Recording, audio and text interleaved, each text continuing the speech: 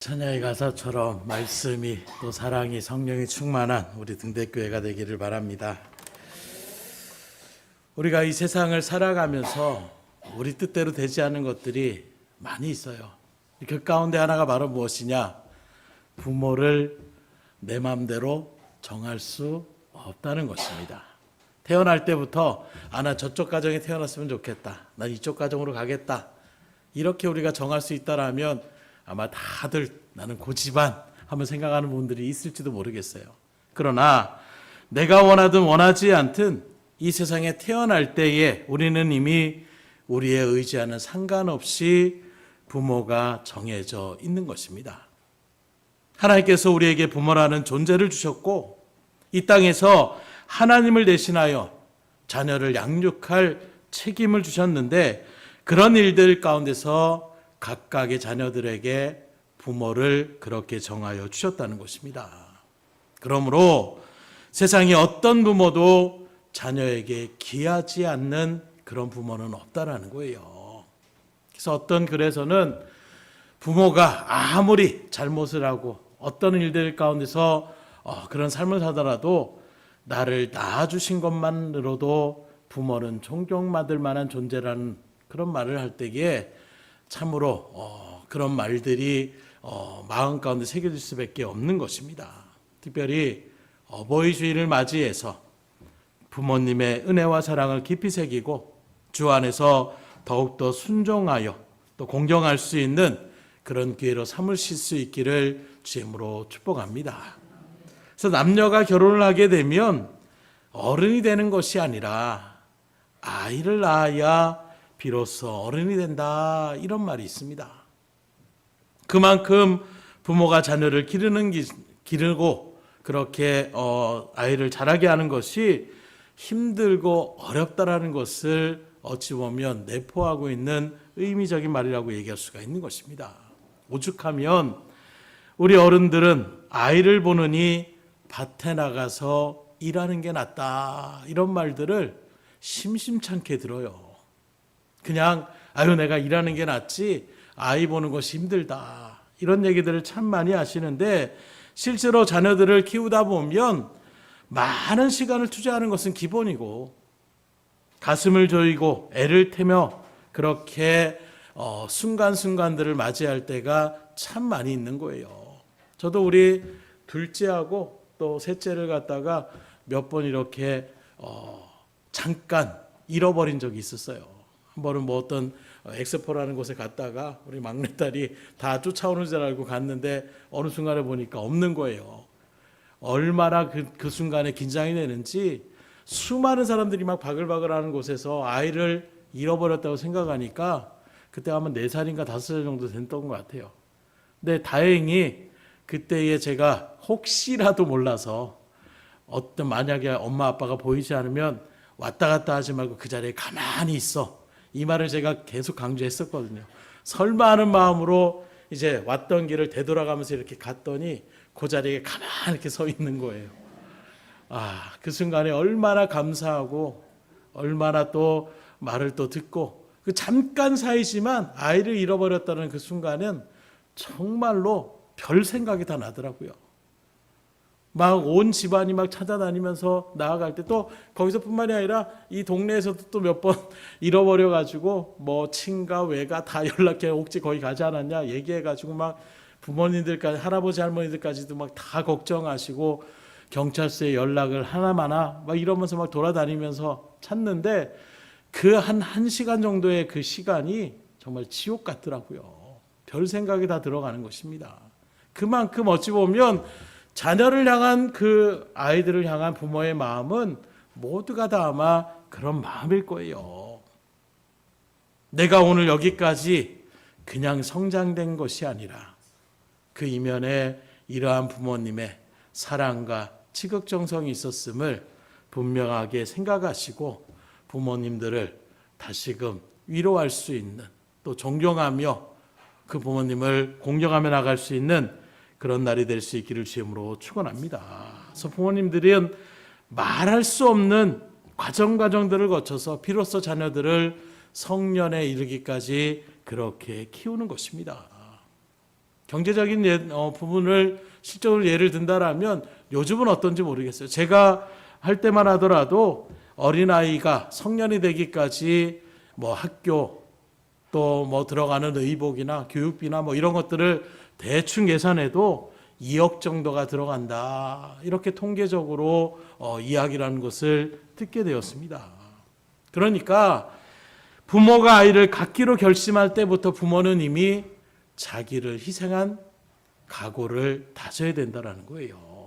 그러니까 어느 날 우리나라도 이제 아이를 낳지 않으려는 풍토가 이제 말 그대로 자리매김하는 그러한 나라가 지금 되고 있어서 이제 나라에서 어떻게 합니까? 실적으로 아이를 낳으면 이런저런 혜택과 장려금을 주겠다라는 이런 제도를 지금 이제 만들어가고 있는 것을 또 실적으로 그 일들을 진행하는 것을 제가 아이들을 있을 때에도 10년 전만 하더라도 뭐 수원 지역은 셋째를 낳으면은 뭐 나라에선 200만 원을 그렇게 지원해 준다 뭐 이런 얘기들을 들은 적이 있었어요. 아이를 낳지 않으니까 아이를 낳는 가정에게 그만큼 어떠한 혜택이나 실적인 지원금을 그렇게 나아가게 되는. 그래서 어느 순간에 이번에는 뭐 아이를 낳으면 몇 천만 원을 뭐 그렇게 된다 뭐 이런 얘기들을 이제 막 실질적으로 하고 있는. 왜요?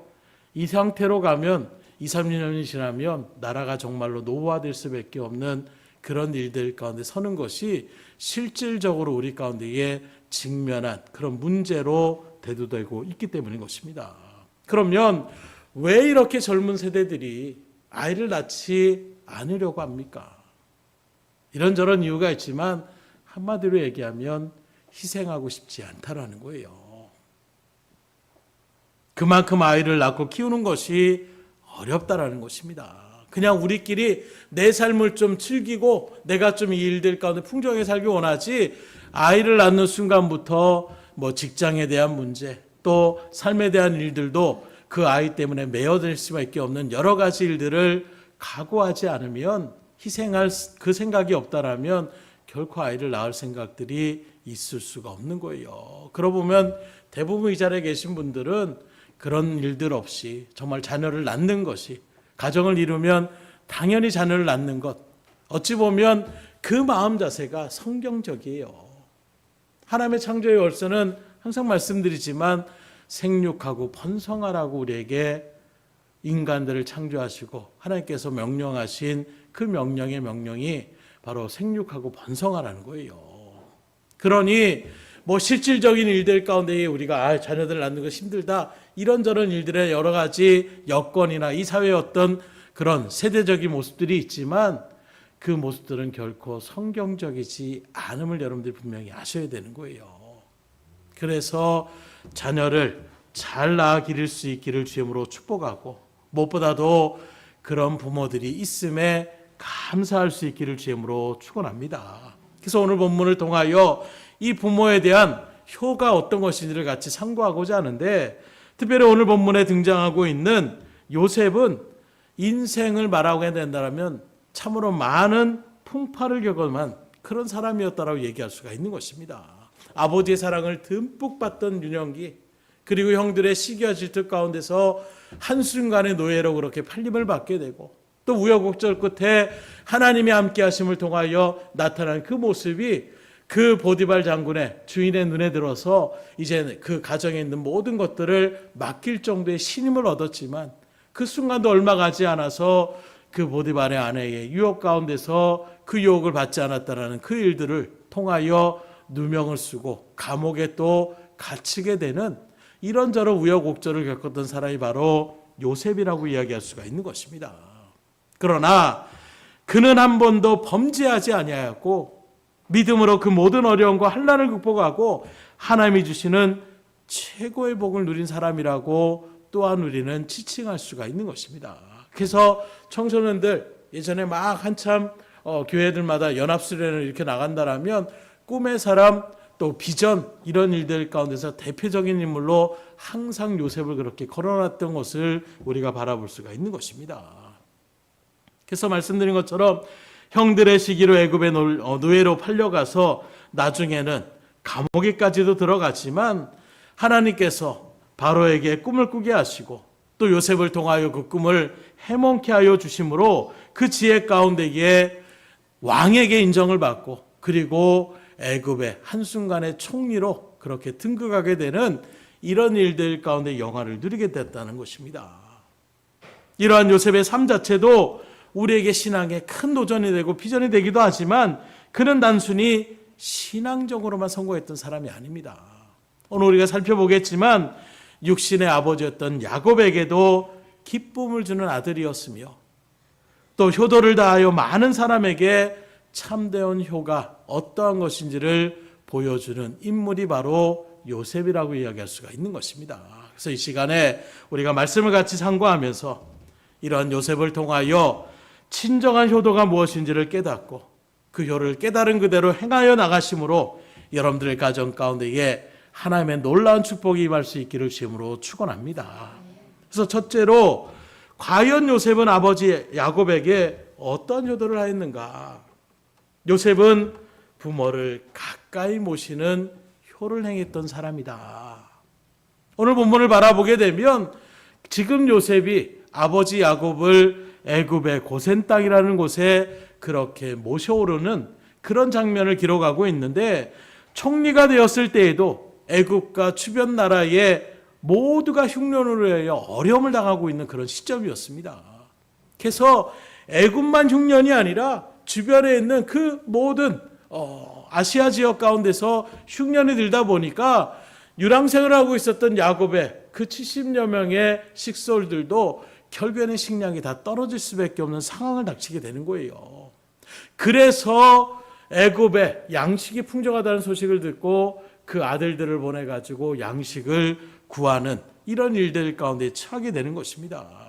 그런 모습에서 이제 성장되어졌던 요셉을 맞닥뜨리게 되었지만 정작 애굽의 어떤 그런 행색이나 이런 모습을 나타냈던 요셉을 전혀 알아보지 못했던 형들, 이에 반해서 요셉은 자기의 형들을 바로 그렇게 알게 되는 것입니다. 그런 모습에서 아버지가 살아계신지를 물어보고 이런저런 이야기를 물어보는 그런 모습 속에서 형들이 왜 그런 걸 물어보나 했지만 어쨌든 그런 일들을 통해서 아버지가 살아계심을 듣게 되었고 또 동생도 그런 모습에서 힘들고 지쳐있던 그들에게 듬뿍 그렇게 식량을 돈을 또 돌려주게 되는 이런 일들을 진행시켜 나가는 것입니다. 그러나 그런 식량을 아무리 가져도 흉년의 기간이 7년이라는 기간이 있기 때문에 얼마 가냐면 또 양식이 떨어지는 거예요. 어쩔 수 없이 형들이 다시금 그렇게 또 찾아왔을 때에 이번에는 베냐민도 같이 데려오라고 하는 그 말을 갖다가 야곱이 자기의 사랑했던 두 명의 아내가 있었지만 네 명의 어떤 처처까지 합치면 그런 모습에서 가장 사랑했던 라헬의 소생이었던 그 요셉을 잃었다라고 생각하고 그 나머지 소생이었던 베냐민까지 또 그 타국 땅까지 같이 가라고 하는 이 소식을 듣고 야곱이 보내지 않는 거예요. 그렇게 버티다가 어쩔 수 없이 이제는 다 굶어 죽게 되는 상황 가운데 있으니까 베냐민을 그렇게 보내면서 시지당부합니다. 이 베냐민만큼은 절대로 너희들이 잃어버리면 안 된다. 그런 모습에서 이제 베냐민을 보냈을 때에 야곱이 그 모습, 요셉이 그 모습을 바라보면서 여러 가지 일들을 다시금 형들에게 시험을 하는 거예요. 그 시험에서 여전히 형제들을 갖다가 그 일들 가운데 우애가 있는지, 그래서 베냐민을 놓고 가라.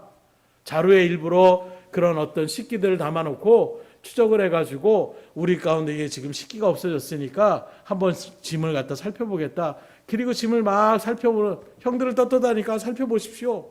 살펴봤더니 베냐민의 그 배낭 속에 금은보화가 이렇게 들어있는 거예요. 그래서 도둑놈이라고 이제 그를 감옥에 막 가두려고 하니까 유다가 앞서 나가서 내가 대신 감옥에 갇혀 있겠다고. 이 아들은 아버지한테 그렇게 사랑을 받는 아들이기 때문에 이 아들이 갇혀 있다라고 하면 우리 아버지가 죽을 수도 있습니다. 그 충격에 어찌할 수 없으니까 제가 대신 갇혀 있겠으니까 이 아들은 잠깐 보내달라고 이렇게 사정사정을 하는 모습. 그 모습에 요셉이 이제 자기가 그들의 형제임을 갖다가 이야기하는 그런 모습들을 우여곡절을 걷게 되는 거예요. 그리고 이제 그런 모든 것들을 알게 된 이후에 야곱과 그의 남은 식솔들을 다 애굽의 고센 땅이라는 곳에 그렇게 모셔오는 장면이 오늘 장면이라고 이야기할 수가 있는 것입니다. 이런 일들 가운데서 야곱은 이 요셉이 죽은 줄 알았어요. 그런데 죽었던 아들이 살아있다는 것만으로도 감사한데 그에게 하나님의 큰 축복 가운데에 애굽의 총리로 되었다는 이 소식은 아버지 야곱에게로서는 이루 말할 수 없는 그런 기쁨의 소식일 수밖에 없는 것입니다. 그래서 나이가 많이 들은 연로한 몸이었지만 야곱이 기운을 소생하여 긴 여행을 할 수 있도록 힘을 얻게 되었다고 얘기하고 있는데 앞서 창세기 45장 28절에 이렇게 기록합니다. 그들이 또 요셉이 자기들에게 부탁한 모든 말로 그에게 말하며 그들의 아버지 야곱은 요셉이 자기를 태우려고 보낸 수레를 보고서야 기운이 소생한지라. 이스라엘이 이르되 조카도다. 내 아들 요셉이 지금까지 살아있으니 내가 죽기 전에 가서 그를 보리라 하니라. 연로해서 몸을 움직이기도 그렇게 쉽지 않은 그런 힘이 없는 일들 가운데서 기운이 다시 소생했다는 말 바로 무엇이냐? 형들이 요셉이 죽은 줄 아는데 그렇게 애굽의 총리가 됐습니다. 무슨 말도 안 되는 소리냐? 그런데 요셉이 보내온 화려한 그 수레의 마차를 바라보니까 정말로 요셉이 살아있을 수 있겠구나 하는 마음이 그 가운데 있으니까 없던 기운도 그래 그 아들 내 사랑하는 아들을 다시 볼 수 있다면 내가 기운을 내야지 이런 마음으로 지금 일어섰다라고 얘기하고 있는 거예요. 그리고 그 일들 가운데 애굽에 도착해서 아들을 만나게 되니 그 기쁨을 무엇으로 표현할 수가 있겠습니까? 그래서 오늘 본문 30절에 야곱이 그 요셉을 만나고 나서 뭐라고 표현하고 있습니까? 이스라엘이 요셉에게 이르되 내가 지금까지 살아있고 내가 내 얼굴을 보았으니 지금 죽어도 족하도다. 바로 이것이 우리 자녀들이 해야 할 가장 귀한 효도임을 믿으시기를 주님으로 축원합니다. 물론 물질을 드리는 일, 선물을 드리는 일도 중요하지만 부모님의 얼굴을 자주 받는 것이 가장 큰 효도예요. 그래서 저희 부모도 마찬가지예요. 저는 그래도 감사하게 매일같이 어떻게 얼굴을 볼 수 있는 이런 일들 가운데 있어서 참 감사한 일인데 저희 동생만 하더라도 1년에 한 번, 두 번 보기도 힘들어요. 특별히 군과 관계된 일들 가운데 있다 보니까 휴가라는 것이 그렇게 쉽게 이렇게 할 수 있는 것이 아닙니다. 그럼 맨날 오기 전부터 막 걱정하면서 전화하는 거예요. 올 수 있냐? 언제 오냐? 그 아들이 보고 싶은데 보지 못할 때에 이런저런 일들의 모습이 아니라 부모는 어찌됐든 간에 아들이 아니더라도 별로 감정이 없으신 것 같아요. 아들은 손주 손녀들을 생각해 보세요. 날마다 그 손주 손녀들을 바라볼 때에 얼마나 그런 마음이 있겠어요. 그래서 어떤 예전에 선전을 보니까 오면 좋은데 또 막 와가지고 막 난리 난편을 보고 가니까 또 갈 때는 또 시원섭섭하는 이런 표현들을 하는데 마찬가지예요. 그럼에도 불구하고 내 자녀니까 내 손주니까 보고 싶은 거예요. 그래서 저희 외가 쪽도 우리 여기 집사님과 권사님도 계시지만 아이들이 자주 찾아가면 우리 조경수 집사님은 뭐라고 하느냐? 집에만 오면 용돈을 내가 지어준다라고 이야기할 정도로 다른 거 아니에요. 그냥 손주들이 오기만 하면 할아버지들은 좋은 거예요. 그래서 뭔가 음식만 있어도 전화를 가끔씩 합니다. 와서 밥 먹을래? 집이 또 가까우시니까 그럼 아이들이 또 자기 또 있는 일들 가운데 있으니까 할아버지 얼굴병 해가지고 또 쪼르륵 가서 또 음식만 먹고 와요. 그래도 좋아하시는 거예요. 이게 바로 부모의 마음인 것입니다. 야곱 바라보세요. 죽었을 줄 알았던 아들을 보니까 뭐라고 합니까? 너무 기쁜데 이제 내가 죽어도 여한이 없다라는 거예요. 그만큼 부모에게 있어서 자녀들을 바라보는 것이 큰 즐거움을 우리가 바라볼 수가 있는데 우리가 아는 것처럼 효의 어떤 일들 가운데 지칭되어지는 모압 여인 롯도 한번 바라보십시오. 그가 시어머니에 대하여 물질의 공개나 수고 때문만에 그 일들의 열심 때문에 그가 효를 행하였다라고 이야기하는 것보다 아무도 없는 타국에 와서 남편을 잃어버렸습니다. 두 자녀를 다 잃어버렸어요. 그리고 이제 고향 땅에 혼자 가겠다라고 두 며느리에게 너희들 그냥 남아라. 나이도 젊은데 뭐 다시 분가를 하든가 그런 마음으로 나 혼자 가겠다. 이 모습에 이 롯은 결코 시어머니를 그냥 보낼 수가 없는 거예요. 타국 땅에 와서 모든 것을 다 잃었다라고 생각할 수 있는 그 자리에 있는 그 어머니의 모습을 바라볼 때에 그냥 보낼 수가 없는 것입니다. 그래서 같이 그 길을 동반하며 나가는 거예요.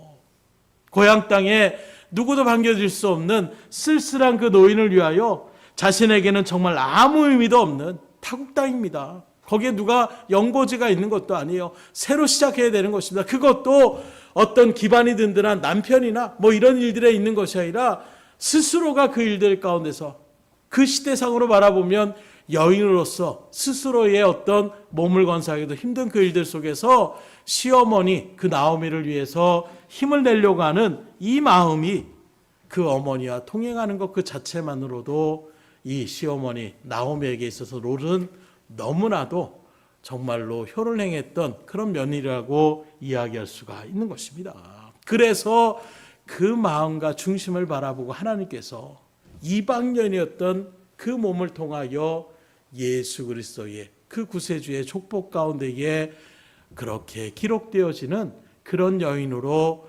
주님께서 하나님께서 그 일들을 이루어 주시는 축복을 이루게 되시는 믿으시기를 주님으로 축원합니다.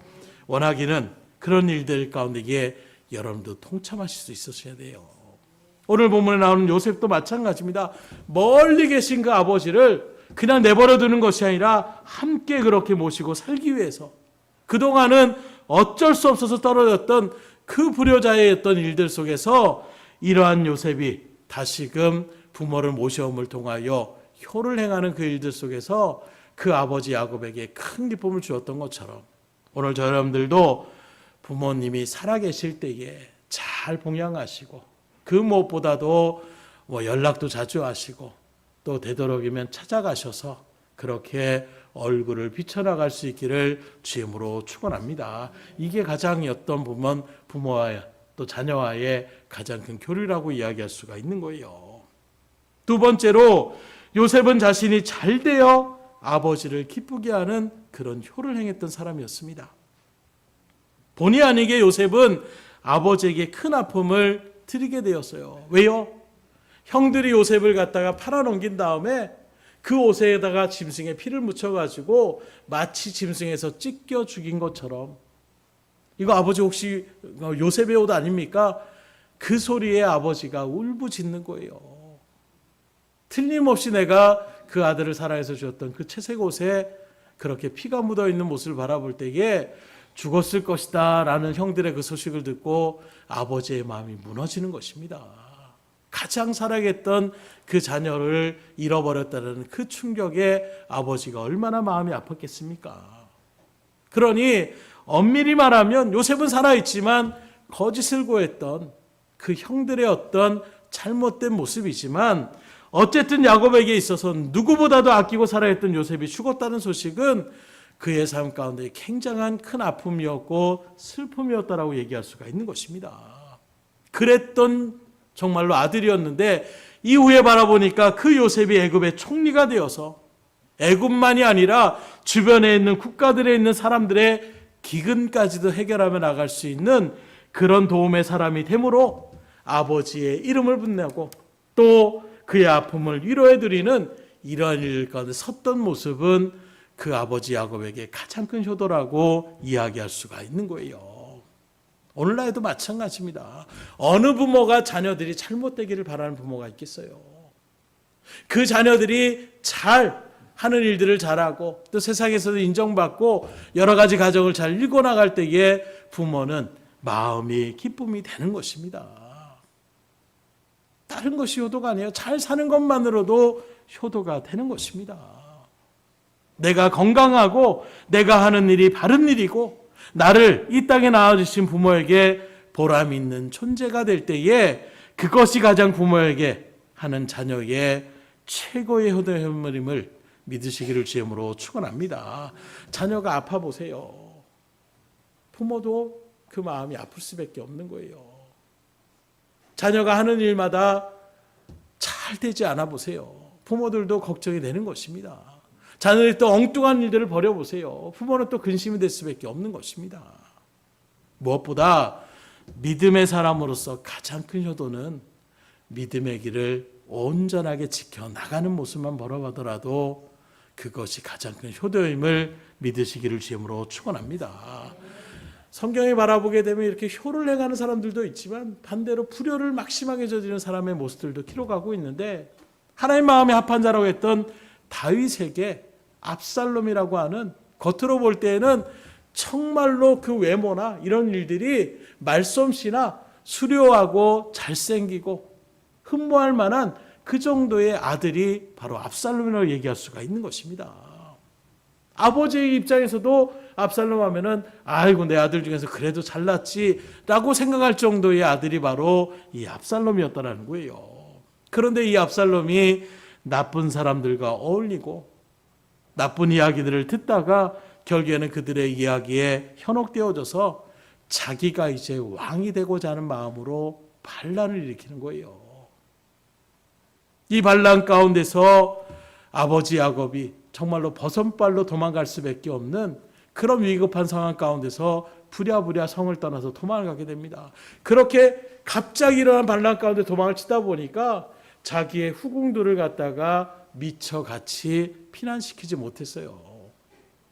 그런 남아있는 아버지의 후궁들을 백주대낮에 백성들 앞에서 범했던 이런 일들의 모습, 이제는 내가 이 나라의 왕이라는 것을 과시하려고 하는 이런 정말 패륜적인 일들을 이 압살롬이 저질렀다는 것입니다.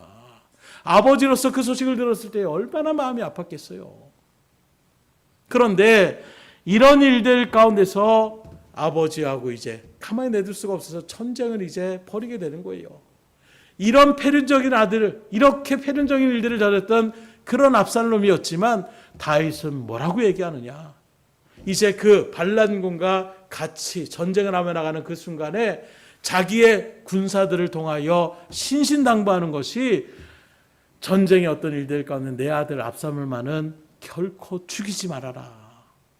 생포할 수 있으면 생포하고 결코 그의 목숨을 해하지 말라라고 장군들에게, 군사들에게 신신당부하는 거예요. 어찌 보면 지금 반란군의 수장이라고 할 수 있는 그 압살롬을 갖다가 누구보다도 먼저 그렇게 척살해야 되는 그 전쟁의 일들 속에서 자기 군사들에게 적장을 절대로 죽이지 말라라고 하는 이런 명령을 받았을 때에 군사들의 사기는 어떻겠습니까? 그러나 아버지의 입장에서 그게 중요한 것이 아니에요. 그 아들만 살릴 수 있다라면 하는 마음을 나가는 것입니다. 이런 다윗의 어떤 요구에도 무색하게 요압이라는 장군이 그 병사들은 나무에 걸려가지고 대롱대롱 달려있는 그 압살롬을 갖다가 왕의 명령을 들었으니까 죽이지 못하는 거예요. 그런데 요압이라는 왕은 틀린 것입니다. 저 후아는 그냥 놔두면 안 된다는, 그래서 단칼에 목을 쳐서 죽여버려요. 그리고 이제 승전보를 알고 이제 다윗에게로 오는데 다윗이 나와가지고 가장 먼저 물어보는 것이 승리했느냐 이겼느냐 이게 아닙니다. 내 아들 압살롬은 살아있느냐. 이게 아버지의 마음인 거예요. 이게 부모의 마음인 것입니다. 자신에게 정말 못을 박는 그런 정말로 엄청난 일을 저지르는 그 아들일지라도 그 아들을 품어나가는 것이 부모의 마음이더라는 거예요. 오늘날에는 이런 말들이 무색하게 드라마나 시적인 어떤 일들 가운데서 나타나는 자녀에 대한 이런 일들의 모습들, 믿음 가운데 서지 않았을 때는 그럴 수 있을지도 몰라요. 세상에 돈이 전부인 것처럼 생각하는 그런 시대상 가운데서 자녀고 부모고 전혀 생각하지 못하는 이런 시대일지언정 오늘 다시 이런 말씀들을 통해서 부모의 사랑이 어떤 사랑인지, 또 자녀로서 부모에게 어떻게 행하여 나가는지를 말씀에 입각해서 성경적인 일들 가운데서 온전한 효를 이뤄나갈 수 있기를 주님으로 축원합니다. 내가 대신 죽으면 좋았을 것을, 전쟁의 승리 가운데 있는 자기의 군사들 앞에서 차라리 아들이 죽지 않고 내가 그냥 죽었으면 내 아들이 죽지 않았을 텐데, 이런 말들을 하는 것이 다윗의 고백이고 부모의 마음이었다는 거예요. 그래서 요압 장군이 말합니다. 이게 뭐 하는 짓입니까? 왕으로서 생명을 걸고 지금 발랑군을 제압하고 있는 군사들 앞에서 왕이 이렇게 해서는 안 됩니다. 이렇게까지 얘기할 정도로 통곡을 하며 자식의 죽음을 슬퍼하며 나갔던 이 부모의 마음.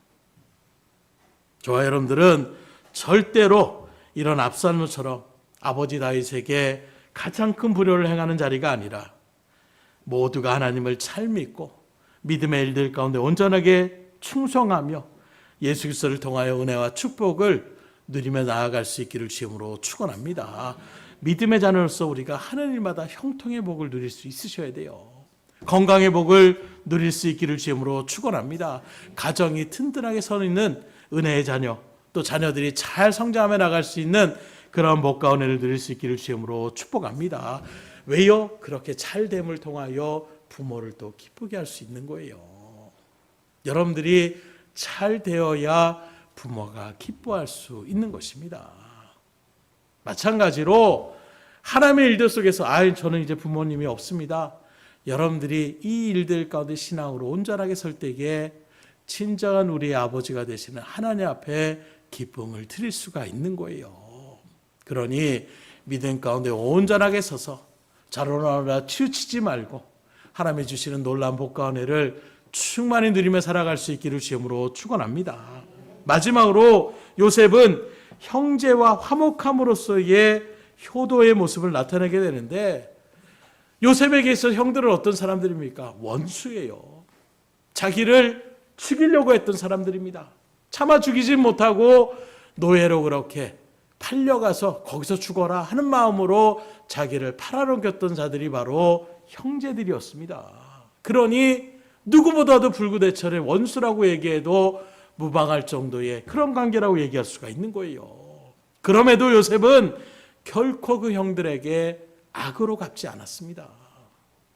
자신에게 정말 모질고 힘든 일들 가운데 그렇게 행했던 형제들이지만 그들을 끝까지 용서하고 끝까지 그들을 포용하며 오히려 그들이 잘 될 수 있도록 그렇게 나갔던 그런 손길을 펼쳤던 사람이 바로 요셉이었다라는 거예요. 그러나 이에 반해 형들은 요셉이 아버지가 그래도 살아있으니까 우리를 건드리지 않는 거지, 아버지만 돌아가시면 요셉이 어찌할지 모르겠다는 그런 마음의 두려움이 있는 것입니다. 왜요? 이미 한번 애굽에서 요셉이 그 형제들을 괴롭히려고 했던 것이 아니라 그 형제들이 과연 아버지를 얼마나 지금 생각하고 있고 그 형제들에 대한 그 사랑이 우애가 어느 정도 있는지를 시험하는 그런 모습 가운데서 베냐민을 갖다가 그렇게 어찌 보면 모략의 일들 가운데서 네가 정말 물건을 훔쳤다라고 이런 일들을 지금 행하게 한 거예요. 그러니 그런 모습의 일들 가운데서 바라보니까 이 요셉이 우리를 충분히 죽일 수도 있겠다 하는 어떤 마음의 발로가 그들 가운데 있는 것입니다. 시적으로 베냐민을 데려오는 그런 일들 가운데 섰을 때에도 그 형제들을 갖다가 감옥에 가둬놨어요. 이런 일들이 있으니까 형들은 한짓이시니 불안할 수밖에 없는 것입니다. 그래서 형들이 이제 아버지 야곱이 임종할 때가 됐을 때에 유언하기를 아버지가 뭐라고 했느냐? 내 형들이 내게 악을 행하였을지라도 이제 바라건대 그 죄와 허물을 용서하라. 이렇게 아버지가 죽기 직전에 우리에게 요셉에게 이런 말을 전하라고 말씀하셨습니다. 라고 요셉에게 가서 아버지가 이런 얘기를 했다라고 전하는 거예요. 이 말을 듣고 요셉이 통곡을 하며 울고 있습니다. 성경을 바라보면 그들의 말을 들을 때에 울었더라 이렇게 기록하고 있는데 이렇게 운 것은 분하여서 운 것이 아니에요. 그들이 거짓말을 하는 것을 생각해서 운 것이 아니라 자신은 이미 마음 가운데 형제들을 다 용서했는데 여전히 자신들을 두려워하는, 또 자신들이 행했던 그 악한 행동을 생각하면서 두려워하는 그 형들의 모습에 안타까움에 지금 눈물을 짓고 있는 거예요. 그래서 요셉은 형들에게 또 뭐라고 하느냐? 내가 하나님을 대신하리까. 이 말에 모든 게 들어있는 거예요. 비록 형들이 악을 행하고 나를 갖다가 시기 질투해서 그렇게 애굽의 종으로 팔리고 그런 일들 가운데 우여곡절을 겪었지만 이 모든 것 뒤에는 하나님의 섭리의 손길이 있었다는 거예요. 그러니 그 하나님의 일들 가운데서 내가 애굽으로 올 수밖에 없었고, 그런 우여곡절 끝에 내가 이렇게 총리가 된 이 일들 가운데에 우리의 식소들을 다 이렇게 건사하며 나갈 수 있는 이 일들이 다 하나님께서 이미 이루신 그 섭리의 작정의 일들 가운데 이뤘는데, 내가 당신들에게 복수를 하면 하나님이 하신 그 계획을 내가 반기를 드는 것과 똑같은 것이 된다라는 거예요. 그러기에 걱정하지 말라라는 것입니다. 여러분들이 나를 팔았지만 그 이면 속에서는 하나님의 또한 섭리의 일들이 있기 때문에 나는 그 모든 것을 이미 받아들였으니 걱정하지 말라라고 안심을 시키는 거예요. 그러면서 내가 끝까지 당신들을 책임질 것이라고 오히려 형들을 위로하며 나가고 있는 것입니다. 이러한 요셉의 모습을 하나님이 더욱더 크게 축복하여 주셨음을 믿으시기를 주임으로 축복합니다. 하나님의 일들 가운데 하나님의 뜻을 먼저 앞세워 나가는 그 발걸음 위에 하나님은 복을 더하여 주시는 거예요. 분명히 형들이 잘못하였음에도 불구하고, 그것도 그냥 잘못이 아니라 동생의 인생을 송두리째 빼앗고 죽이려고, 그리고 노예로 그렇게 팔아버렸음에도 불구하고 그 형들을 용서하고 화평의 삶을 살아가는 그 요셉, 그 아들을 바라보면서 아버지 야곱의 마음이 얼마나 안도가 되고 기쁨이 됐겠어요. 나중에 이 모든 것들을 아버지 야곱이 다 알았을 것입니다. 그런 모습에서 요셉의 눈에 살기가 등등해서 형들을 언제 죽일까, 이런 모습에 있다라면 아버지 입장에서는 또 그것이 얼마나 정말로 보기가 쉽지 않은 부분이겠습니까? 그러나 오히려 요셉은 전혀 그런 모습들이 아니라 오히려 자기에게 못되게 했던 그 형제들을 포용하며 나아가고, 그렇게 화목하며 나아가는 그 삶의 모습을 바라볼 때에 아버지 야곱에게는 그것만큼 또 큰 기쁨이 없다라고 이야기할 수밖에 없는 거예요. 바로 이것이 효도의 모습인 것입니다. 지금도 마찬가지예요. 출가한 그 부부가 되어서 가정을 이뤘을 때에 부부간에 잘 그렇게 잘 살아가는 모습을 바라볼 때에 부모는 마음이 기쁜 거예요. 근데 결혼해서 그냥 매일같이 싸우고 매일같이 전화하고 왜 이렇게 저렇게 얘기한다라면 부모의 마음은 또 얼마나 무너지겠습니까? 오손도손 그렇게 자녀들을 잘 낳고 손주들하고 잘 살아가는 그런 모습을, 그 화목의 모습을 바라볼 때 부모는 기쁨이 되는 거예요. 또 형제 하나도 마찬가지입니다. 어떻게든지 상대방을 갖다가 헐뜯고 나가는 이런 모습이 아니라 형제끼리 우애 있고 화목하게 지내는 그 모습을 보여줄 때에 부모는 기쁨이 되는 거예요. 생각해 보십시오. 저 여러분들이 화목한 아들 며느리, 화목한 형제자매가 된다라면 그것을 바라보는 부모의 마음이 얼마나 기쁘고 흡족하겠습니까? 그러니 형제자매끼리 화목할 수 있기를 주임으로 축원합니다. 그런데 요즘에 들려지는 소식들을 바라보게 되면 물질 때문에 그렇지 못한 모습들이 참 많이 나타나더라는 거예요. 실제로 제가 예전에 사역하는 일들 가운데서 한 가정이 아버지가 가지고 있던 시골 땅이 개발이 되면서 목돈이 그렇게 보상금이 많이 생기게 되는 거예요. 그랬더니 그것을 분배하는 과정에서 형제끼리 원수처럼 지내는 이런 일들의 이야기들을 듣게 되는 것입니다. 그 모습을 바라보면서 부모의 마음은 어떻겠어요? 차라리 보상금을 받지 않았으면, 차라리 개발이 되지 않았으면, 이런 마음이 그 가운데 들지 않겠습니까? 오히려 없었던 어떤 큰 행운에 또 어떤 큰 축복이라고 할 수 있는 그 복을 갖다가 형제끼리 화목하게 나아가는 이런 모습 가운데서는 그 모양이 될 때 부모에게 그것이 효를 행하는 것이지, 물질이 아무리 많은데 무슨 소용이 있겠어요? 그것 때문에 서로 다투고 원수가 되고 척을 진다라면.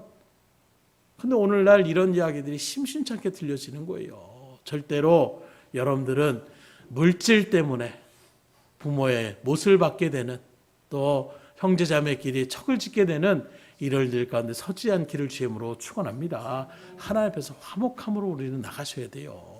특별히 믿음으로 부름받은 여러분들은 화목의 직분을 받았다고 얘기하고 있습니다. 그 우리의 직분이 무엇이냐? 우리가 해야 될 일이 무엇이냐? 많은 사람들과 화목하게 지내는 거예요. 그런데 교회 안에서도 서로 다투고 시기하며 나간다면 어떻게 되겠습니까? 말씀을 드립니다.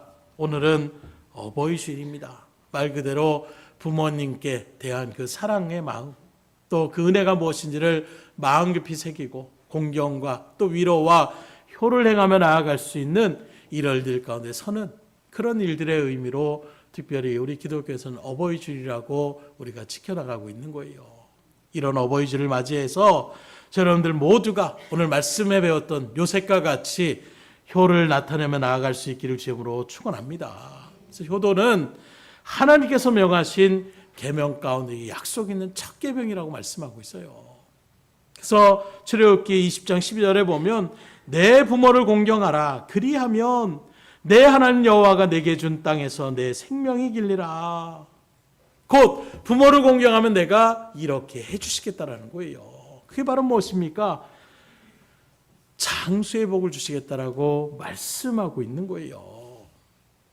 이런 일들 속에서 하나님이 우리에게 주신 제일 먼저 그 일들의 말씀대로 지켜 행하심으로 하나님의 복을 누릴 수 있기를 주님으로 축원합니다. 나아가서 효도하며 하나님이 축복까지 주신다는 걸 약속하고 있는데 에베소 6장 1절 3절에 보면 자녀들아 주 안에서 너희 부모에게 순종하라. 이것이 옳으니라.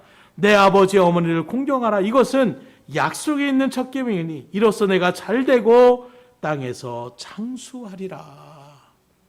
이 말씀 그대로 행하심을 통하여 하나님께서 약속하신 그 놀라운 복과 은혜를 누리며 나아갈 수 있기를 주님으로 축원합니다. 특별히 오늘 말씀처럼 요셉과 같이 언제나 부모님을 가까이 모시며 살아갈 수 있기를 주님으로 축원합니다.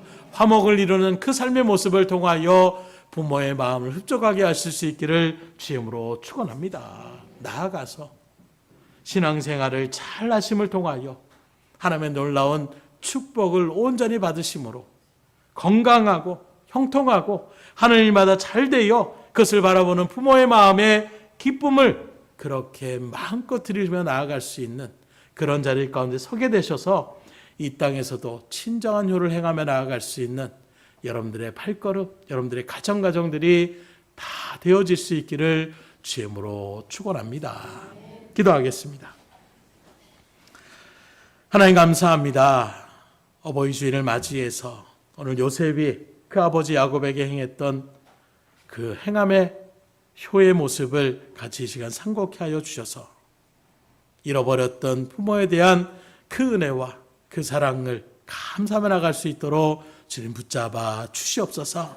하나님께서 주신 약속 있는 첫 계명이라고 우리에게 말씀하신 것처럼 우리가 이 땅에서 잘되고 장수하며 나갈 수 있는 복의 그 일들 가운데에 부모의 말에 순종하라고 우리에게 말씀하여 주셨사오니 부모의 말씀에 순종하며 나갈 수 있는 우리의 발걸음이 될 수 있도록 인도하여 주시옵소서. 그리함으로 하나님의 주신 놀라운 복과 은혜를 충만히 받아 누려 믿음 안에서 온전하게 자라감으로 하나님께도 영광이 되며 육신의 부모에게도 정말로 마음을 기쁨을 드리며 나아갈 수 있는 진정한 효의 자리에 설 수 있는 각 가정들, 각 발걸음이 될 수 있도록 주님 역사하시고 함께하여 주시옵소서. 모든 것을 주님 앞에 의탁드리오며 예수의 손 받들어 기도드렸사옵나이다. 아멘.